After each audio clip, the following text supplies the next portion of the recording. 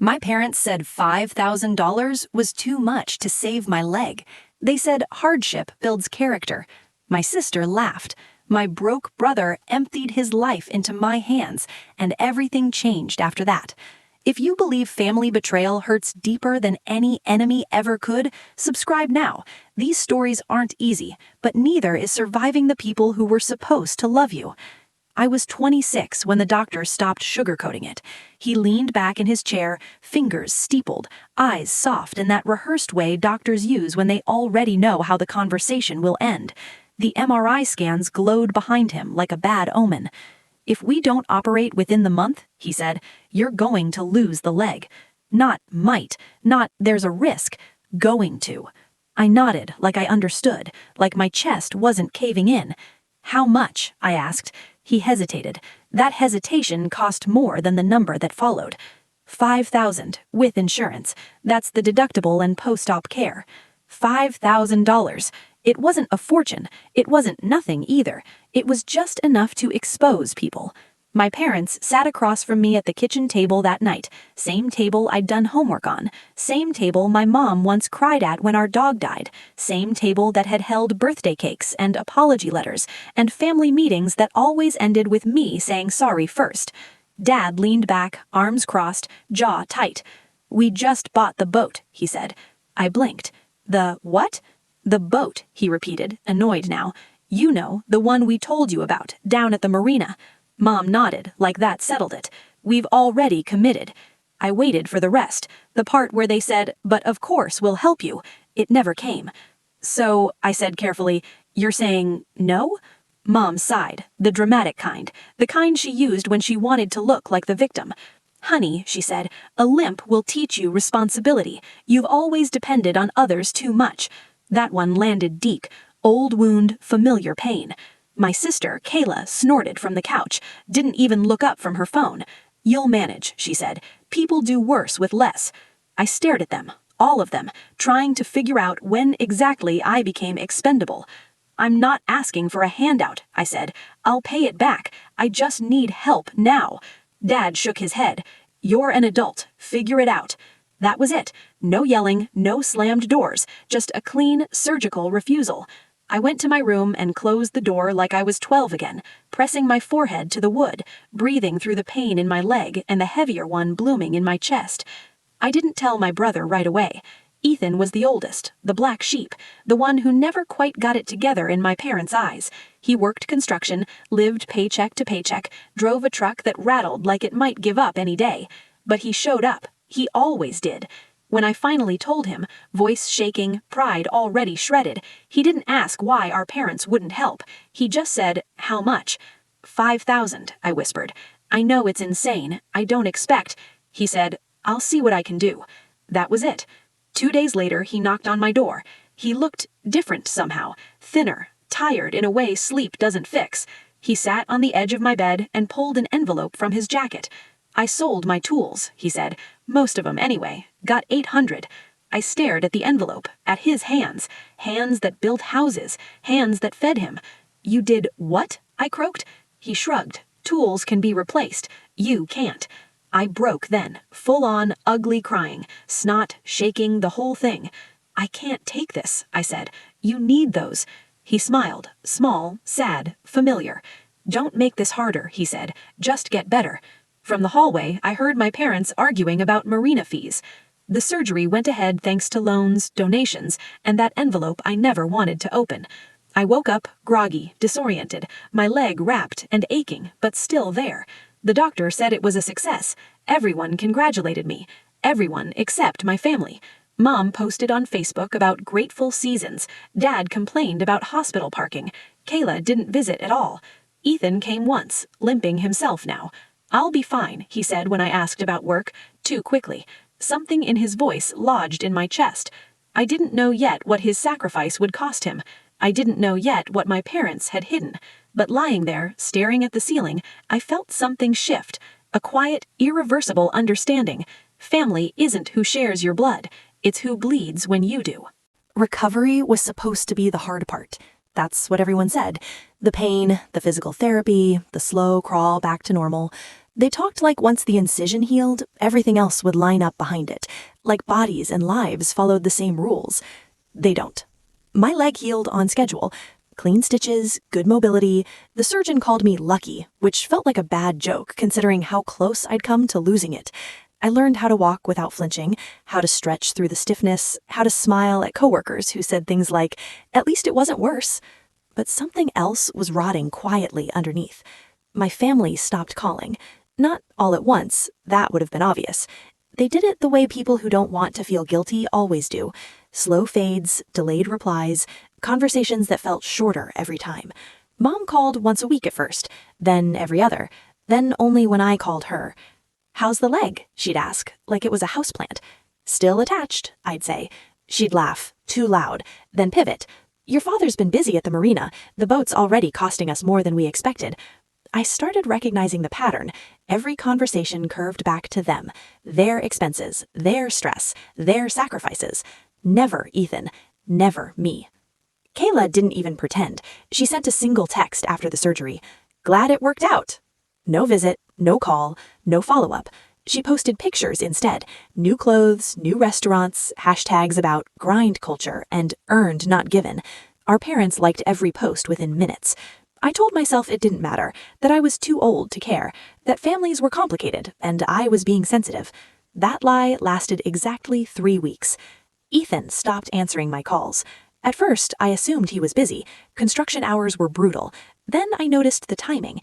Every call went to voicemail. Every text stayed unread. I drove to his place one evening after work, my leg aching in that deep electric way it did when rain was coming. His truck wasn't there. The porch light was off. I waited anyway. When he finally pulled up an hour later, his shoulders slumped like gravity had doubled just for him. "You okay?" I asked. He hesitated, just for a second, then smiled. "Yeah, just tired." It was bullshit. We both knew it. Inside, his apartment looked emptier. Literally. The couch gone, the TV missing. "Downsizing?" I asked carefully. He rubbed the back of his neck. "Had to." That's when it hit me. "You sold more than your tools." He didn't answer. "Ethan." "I'm fine," he snapped, sharper than I'd ever heard him, then softer. "I just need time." Time for what? To rebuild his life from scratch because no one else would step up? I wanted to scream. At him, at our parents, at myself. Instead, I nodded, the way we're trained to nod when men say they're fine. On Sunday dinner, my first one back since the surgery, everything felt off. Mom made my favorite dish like it was a peace offering. Dad poured wine like it was a celebration. Kayla talked about her promotion. No one mentioned the surgery. Not once. Halfway through, Dad said, "You know, in the end, everything worked out." Something inside me snapped. "Did it?" I asked. They all looked at me. "I mean, it worked out because Ethan sold his livelihood, because I took on debt, not because you helped." Mom's face hardened instantly. "We did what we could." That word, could. "You bought a boat that same week." Kayla rolled her eyes. "Here we go." Dad slammed his fork down. "Enough." "No, actually, not enough. That's the problem." The silence that followed was heavy, suffocating, the kind that tells you you've crossed an invisible line. Mom stood up. "You're being ungrateful." Ungrateful? For what? The lesson? The abandonment? I looked around the table and realized something terrifying. They really believed their own version. In their story, they were responsible parents. Kayla was successful, Ethan was irresponsible, and I was dramatic. Reality didn't matter. Narrative did. The truth started leaking out in pieces after that. A stray comment from Kayla about Dad's investment portfolio, Mom mentioning a second vacation they were thinking about, the way Dad actually bragged about paying cash for marina upgrades. I did the math one night, slowly, carefully. They had the money. They always had. They just didn't think I was worth it. Ethan hit bottom quietly. No announcement, no breakdown, just absence. He stopped coming to family events, stopped answering group texts. When I finally got him on the phone, his voice sounded distant, flat. "I'm staying with a friend for a while." "Because?" I pressed. "Because I trusted the wrong people." That one stung worse than anything else he could have said. The breaking point came on my birthday. Mom handed me a card with a check inside. $200. For your trouble, she said, smiling like she was being generous. I stared at the check. $200. After 5,000 refused, after Ethan's sacrifice, after months of pretending. Something inside me went cold. I smiled back. Thanks. But that was the moment I stopped trying. Not dramatically, not loudly, just internally. I stopped calling first, stopped explaining, stopped hoping. And in that quiet space where longing used to live, something else began to grow. Clarity. I didn't know yet how deep the betrayal went. I didn't know yet what else they'd hidden, but I knew one thing with absolute certainty. This wasn't about money. It never was. It was about value, and they had already told me exactly how much mine was worth. I didn't go looking for the truth. That's important. I wasn't digging. I wasn't plotting. I wasn't sitting in my apartment stewing, trying to prove something. I was just trying to survive the emotional whiplash of realizing the people who raised me didn't care if I lost a limb, as long as their lives stayed comfortable. The truth found me anyway. It always does. It started with a phone call from my Aunt Linda, Dad's sister, the one my parents always described as dramatic and bad with money, the one they quietly cut off years ago. I heard about your surgery, she said. Her voice was careful, like she was stepping onto thin ice. I'm glad you're okay. Thanks, I said. It was rough. There was a pause. Then, I didn't know they said no. My stomach dropped. You didn't? No, she said slowly. Your mom told me you didn't need help, that insurance covered everything. I closed my eyes. Linda hesitated again. That's not like them. I almost laughed. Almost. Linda, I said, heart pounding now. Can I ask you something? Of course. Did my parents ever mention money being tight? She didn't answer right away. When she did, her voice was lower. No. In fact, they asked me for advice last year about moving some funds around, trusts, investments. The room felt suddenly smaller. How much? I asked. She exhaled. Honey, a lot more than 5,000. After we hung up, I sat on the floor for a long time. Didn't cry, didn't move, just sat there, replaying every conversation, every excuse, every smug look on Kayla's face. They didn't refuse because they couldn't. They refused because they didn't want to. I confronted Ethan first. Not our parents, not Kayla, him. We met at a diner off the highway, one of those places with cracked vinyl booths and coffee that tastes like regret. He looked worse than before, thinner, dark circles carved deep under his eyes. I told him what Linda said. He didn't look surprised. I figured, he said quietly. You figured? He shrugged, stirring his coffee. Dad let it slip once about not setting a precedent. My hands clenched. A precedent for what? For helping. For choosing one kid over the system they built. What system? He finally looked at me then. Really looked. Kayla. The word landed heavy. They didn't want to disrupt her trajectory. College fund, business loan, safety net. You and me were never part of that plan. The memories rearranged themselves in real time. Kayla's private school, her new car, her unpaid internships magically paid for, her confidence. And us, told to be tough, independent, grateful for scraps. I sold my tools thinking I was protecting you, Ethan said, voice cracking. Turns out I was just proving their point. I reached across the table and took his hand. His fingers were rough, scarred, shaking. I'm sorry, I whispered. For what? For believing them. The confrontation with my parents happened a week later. I didn't plan it. I just showed up. They were in the living room, wine glasses on the table, some dumb reality show playing. Kayla was there too, scrolling on her phone like the world owed her silence. I talked to Aunt Linda. Mom's smile froze. Dad didn't look up. About the money, I said. That got his attention. You lied. You had the funds. You still do. Mom stood up. We didn't owe you that money. No, but you owed me honesty. Kayla laughed. Oh my God, are we still doing this? I turned to her. Did you know? She shrugged. I knew they weren't broke. That hurt more than I expected. Dad's voice hardened. This family runs on responsibility, not bailouts. Ethan sold everything. Is that responsibility? Silence. Mom crossed her arms. He made his own choices. Something broke inside me then. Clean, sharp, final. You let him destroy himself to teach me a lesson, and you still think you're the good guys? Dad stood up. You're being emotional. There it was, the final dismissal. I looked at them, really looked. Not monsters, not villains, just small people who chose comfort over character, image over integrity. I'm done. With what? Mom asked. With chasing your approval, with pretending this was love. Kayla scoffed. You're being dramatic. I smiled. Calm now. Clear. No, I'm being honest. I walked out and didn't look back. Not because it was easy, because it was necessary. The aftermath wasn't loud. No apologies, no grand gestures, just distance. They told people I was unstable, that I was holding a grudge, that Ethan was manipulative.